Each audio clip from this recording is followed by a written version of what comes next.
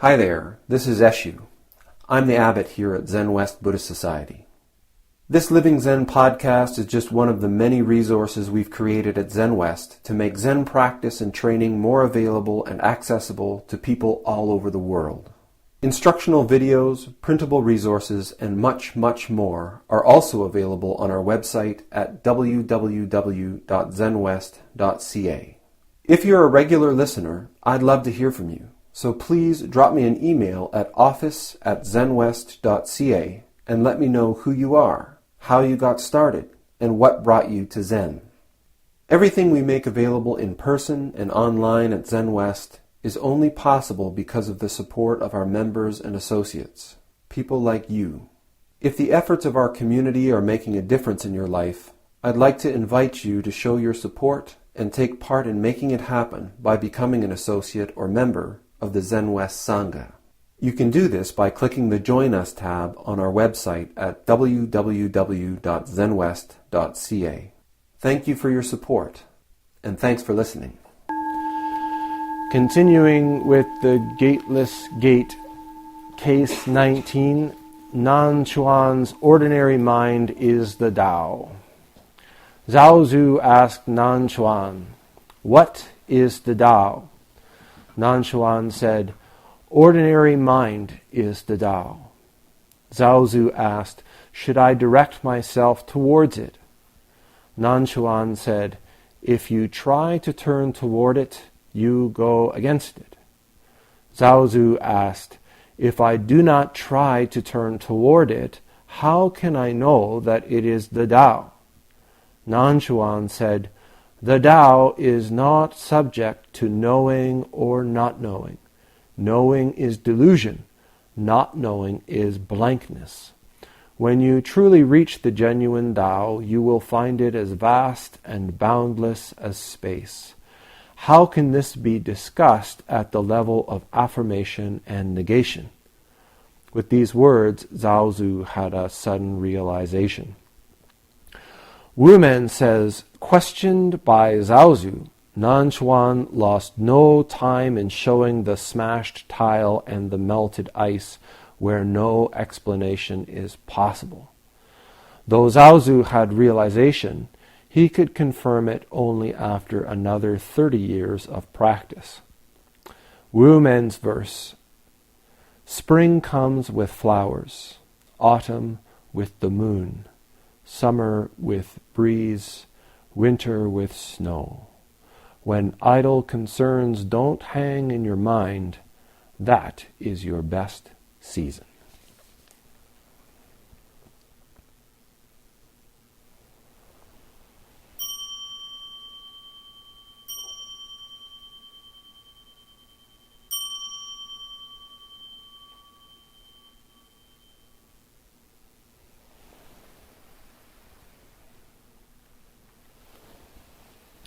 So please be at ease and comfortable while I speak. If you need to move, please move. If you need to adjust your legs, do so. I'll try not to talk for too long. We've got new people, and already they're probably going, "What the hell was that?" So I'll try not to speak too long. Nanchuan's ordinary mind is the Tao. I guess the place to start with this is talking about Tao. What is Tao? Tao is a word that predates Buddhism in China. Tao is a word which is often translated as way or path. In Japanese, this word is do, like actually do-shu. And judo and karate do and cha do and every other do in Japanese means way. But we shouldn't just mistake it as being like just the road. Like it also means road. So we live on Nagel-do. But when we're speaking about it in these terms, it was a word that was used to translate both bodhi awakening itself, as well as dharma, the law, do, the way. So it was a philosophical concept in China long before Buddhism. And I think even for ourselves, we can identify to some degree, maybe a Western way of understanding it would be something like flow or zone or something. What's the zone? Like, how do I get to the zone? How do I get in the flow? How can I really be with it? Yeah? Okay, so that's Tao. So they had this concept of Tao, or this philosophical term, Tao, when Buddhism came along. And when Buddhism came, particularly in the Zen school, one of the reasons that Zen was so successful in China was that it was integrated. It worked with the pre-existing culture, the pre-existing language structure, and the pre-existing philosophical concepts. If we look at, for example, Linji, who is a contemporary of Zaozu, Rinzai in Japanese, he's the sort of founder, or he set the tone for what became the school of Zen Buddhism that we practice in today. One of the ways that he frequently starts his talks in the record of Rinzai is, he says, is translated as followers of the way. And this is Tao, followers of the Tao. So Zaozu is one of the legends of Zen Buddhism. Zaozu is, the story is that he began practice when he was 18 years old under Nanchuan. And he practiced with him for 40 years. He then left at 60 and then did pilgrimage, wandered around meeting other masters, refining his skills for another 20 years until he was 80. And it was at that time that he finally felt like maybe he was in a decent position to start teaching people. And the legend is that Zaozu lived to 120 years old and taught till the day he died. He is the most, in the Gateless Gate, there are a number of cases, I think maybe 6, that he's involved in, which is more than any other Zen teacher. And it is Zaozu's dog, the first case, which is possibly one of the most famous Zen koans anywhere. It is considered the gate of Zen, Zaozu. He was known as the silver tongue, and that he could expose the Dharma with just a simple single word or even a single gesture. It's also said that Joshu, it is the tradition in Zen Buddhism that transmission or Dharma succession takes place when a student has transcended their teacher, has gone beyond their teacher, excelled them. And so the sad story is that Zaozu had no descendants. That's a tough gig when you start teaching at 80 years old and go to 120. It's difficult for a 30 or 40-year-old practitioner to just blow you out of the water, I guess. Who knows? But we can't say that his tradition is dead because, again, here we have a book that has 5 or 6 of his teachings in it, and they are the foundation of even our school of Zen.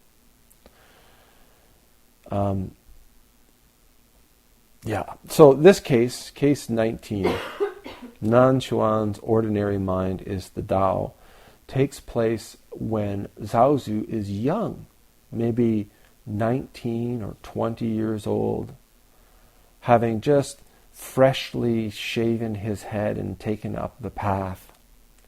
full of ideals and ideas about Zen and what it ought to be and how to do it right. And I want to make sure that my meditation is on track and I'm not making any mistakes. And how do I go about doing that? So he goes to an established, well-known Zen master, Nanchuan. And he begins in earnest with a very straightforward but not simple question. What is the Tao? Zhao Zu asked Nanchuan, what is the Tao? Nanchuan said, ordinary mind is the Tao.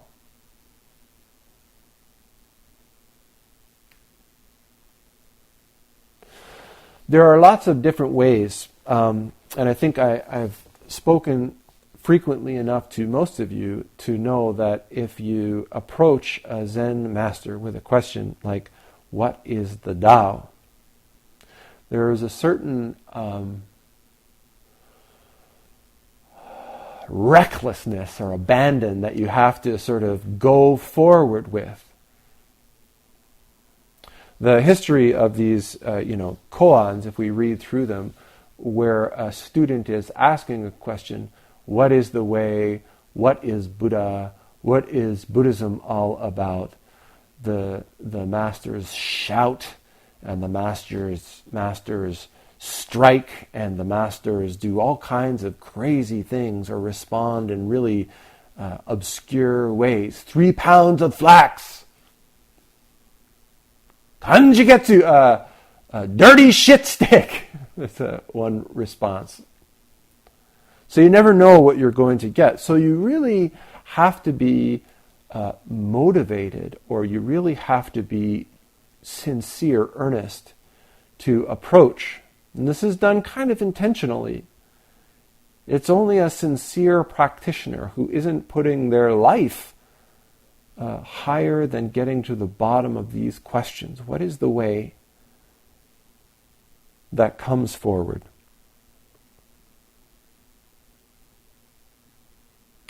So not knowing what the response is going to be, not caring what the response is going to be, as long as it cuts deeper. Zaozu, is Joshu in Japanese, asks Nanchuan, which is Nansen in Japanese. What is the Tao?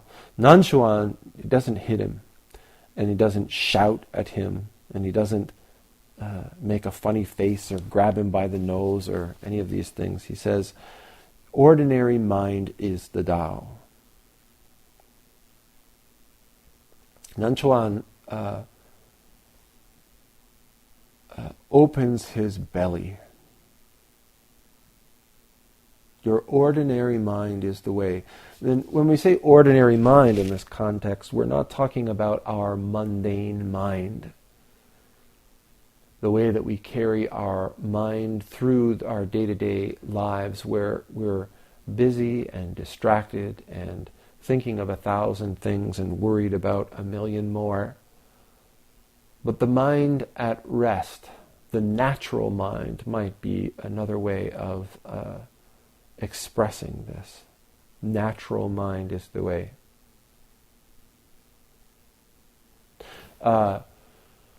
Linji, again, a contemporary here, frequently used a term which in Japanese is buji, or having nothing to do. And when we hear this buji, we shouldn't think of idleness or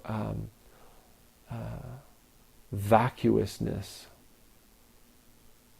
But when we sit and we look at the content of our mind, there is this fundamental dissatisfaction that arises over and over again with the status quo, things as they are manifesting in this moment. Constantly, as we sit and observe our mind, there's something that we need to get, or something that we need to fix, or something that we need to be rid of, or something that we need to do. Something that we have to accomplish, something that we have to diminish, something.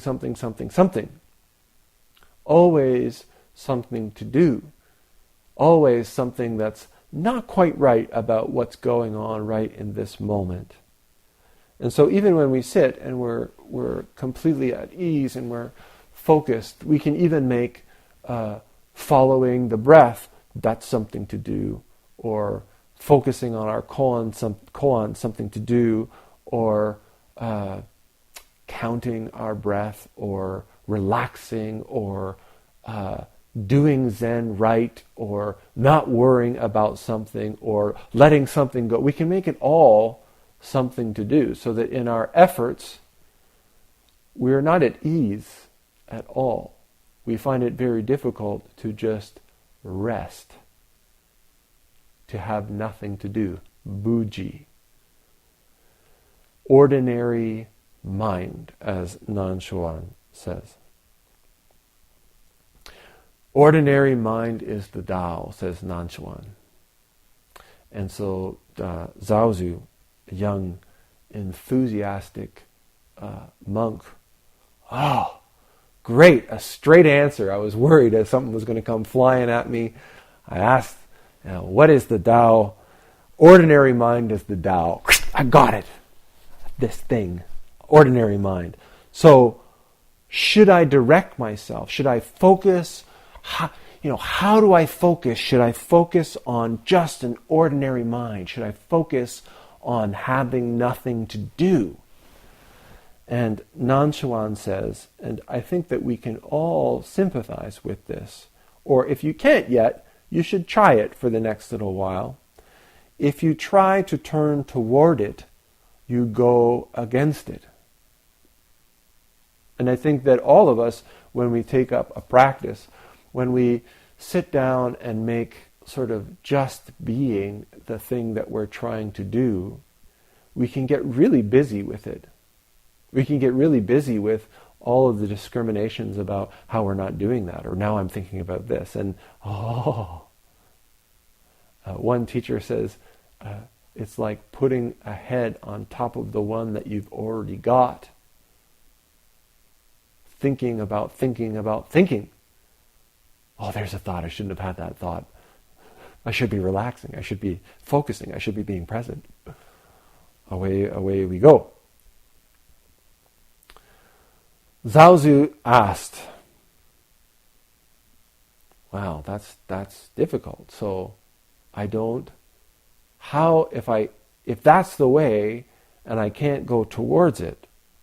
Zhaozu says, if I do not try to turn toward it, how can I know that it is the Tao?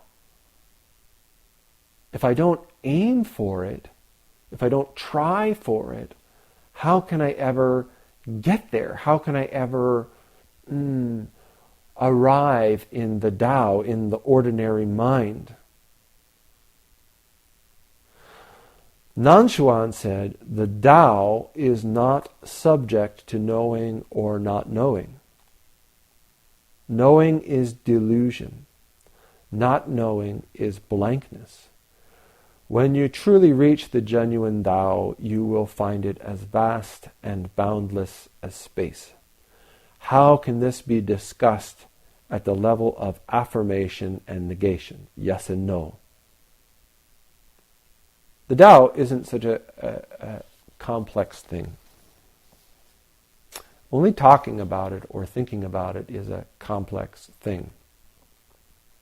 One of the conversations that I often have with people is about the experience of Tao, or the experience of the way. And I give lots of examples in talks about this experience of being fundamentally unified with the activity that we're engaged in.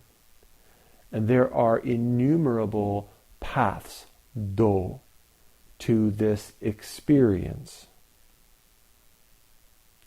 And when I speak to people who have a lot of formal practices, whether that's martial arts practice, or even like a yoga practice, but also it's not restricted to sort of Asian things, like, in my martial arts I find the way. In the Japanese martial arts in particular, that you can arrive there through the practice of art is acknowledged just in the name. Judo, karate, do. Even the tea ceremony is cha-do. They recognize that the function of these things is not to be able to kick and punch or to be able to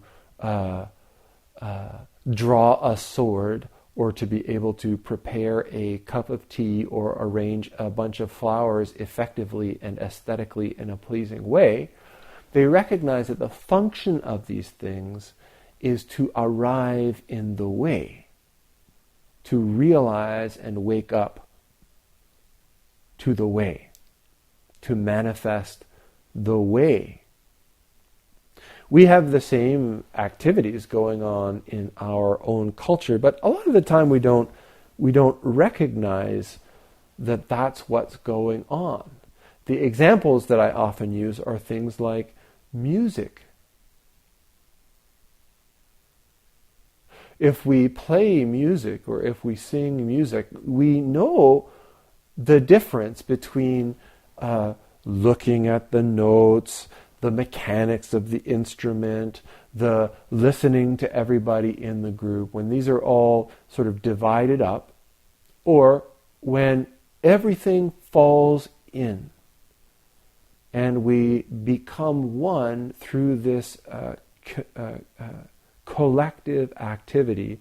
There is this harmony. There is, and it goes beyond the music, there is a unity in the beings and the sounds and the instruments that is unmistakable. It's difficult, it's impossible to describe. It's impossible to describe that to somebody who has not had that experience. But certainly when it happens, when it happens, there is no outside of it. So it's only a moment after it has broken back apart that we say, oh, the way, or oh, man, that was awesome, or wow, that was magic, something happened there. And we can experience it in making art, making love, doing gardening, washing dishes. We can experience it in innumerable aspects of our lives.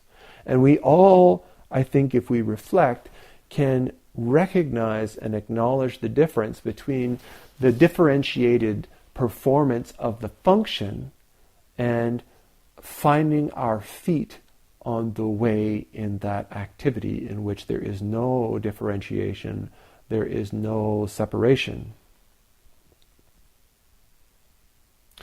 Zhaozu is this young monk, and like many of us, myself included, when we first come to practice, we feel like we are living a life which is somehow outside of the way, where our minds are really busy, and so the idea of peace or rest or calmness or unification is something that exists outside of our mind.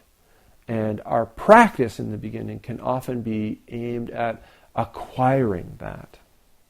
I am here and I want to try and get that. And what Nanchuan is pointing to is that this is a mistake. It's a mistaken way of perceiving things. The Tao is not subject to knowing or not knowing. This experience of unification is not subject to having or not having. We exist, we function, we live and breathe, we are born and we die, all within this Tao, all within this activity, all within this unification. So it doesn't have to do with knowing or not knowing. You're not deprived of it because you're unaware of it. This is what Nanchuan says, knowing is delusion. Not knowing is blankness. Likewise, if we're playing music or if we're doing zazen, or we're walking, and we're able to look at it and say, wow, I think I'm really in the zone. This is a delusion, because that reflective capacity, that ability to stand outside and look and say, oh, I'm in the zone, is not functioning in immersion, in unification. It's a moment after it arises. Not knowing is blankness. When we're, another way this is translated is just ignorance. Not knowing is not knowing. Yeah? Not knowing is how we often have our lives, especially when things get conflicting or difficult, that we are apart, that the experience of unification, that harmony is always close at hand, is just not available. It's not within our perception.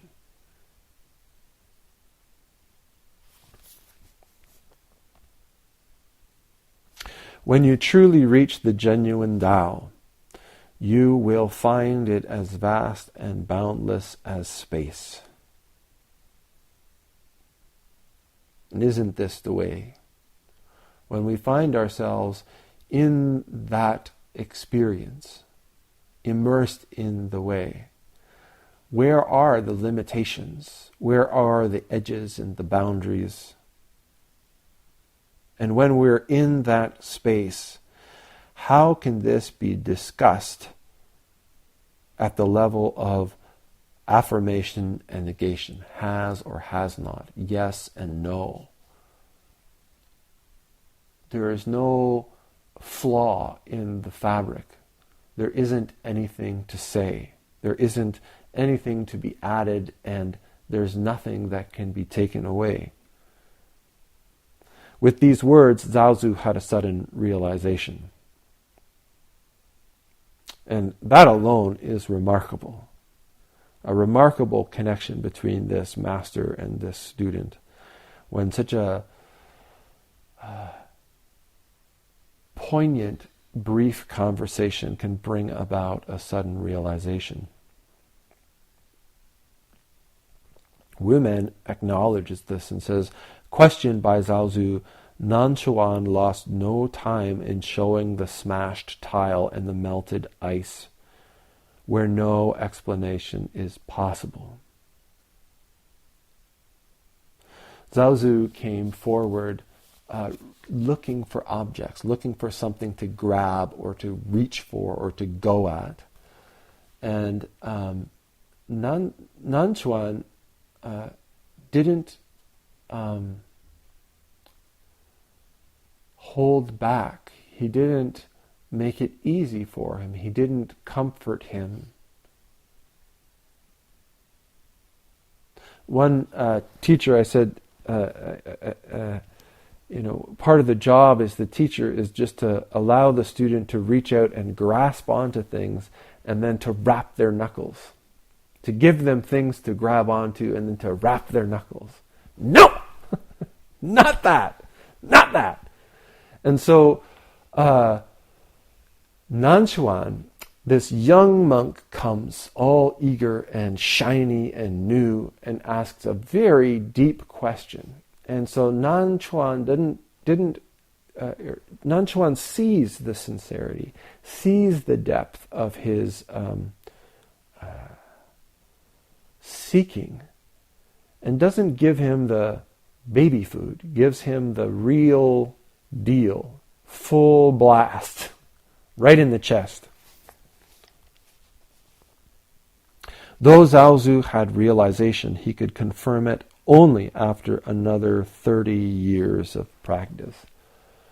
So I think that this is important. This phrase is important because we, as an example, I think, one that I often use, is when I talk about unification and interbeing, interdependent co-origination, oneness. There are all kinds of sources now, scientific, experiential. We can see the impacts of the fact that we are all intimately connected, all around us all the time. All we have to do is open our eyes, and we're surrounded by the realization of our intimate connection with our environment, with our community, with the relationships that we have, with the food that we eat. We can see that, we can experience that readily. And yet when we investigate how we perceive the world, how we go about making choices about the things that we do and the activities that we get involved in, we see over and over again that they're inconsistent with that simple, fundamental fact, which is readily available and in our faces every moment of every day. We live in a way which is based on the idea that somehow I can do this and it won't affect you, and I can do this and it won't affect the world, and I can do this and it won't affect whatever, the relationship that I'm in. We can have in our meditation profound realizations about our character or our history or our upbringing or our family. We can develop tremendous insight and realization. And this is one aspect of practice. The second aspect of practice is integration. How does that realization begin to shape and transform our lives? How do we make our practice of our lives consistent with the realization of things as they are? Sometimes we have a realization and behavior or habits or structures of relationship cease immediately. This is one of the real telling characteristics in Zen practice of a significant realization. I'll be talking to people and say, I think I really had a big realization. And then I say, so what changed? How has your life changed? In such realizations, often what happens is literally something comes clear, and that clarity makes it literally impossible to continue on the path that we've been going on. Sometimes we have small realizations that recur. This needs to change, this needs to change, this needs to change. And sometimes the path to that change is not so clear, but it's like a gradual erosion. And it takes a year or 5 years, or like in Zhaozu's case, apparently 30 years. 30 years to embody, to manifest the realization that takes just a moment. This is definitely one of my favorite verses in the whole Wumenguan. I probably say that on every verse, but spring comes with flowers, autumn with the moon, summer with the breeze, winter with snow. When idle concerns don't hang in your mind, that is your best season.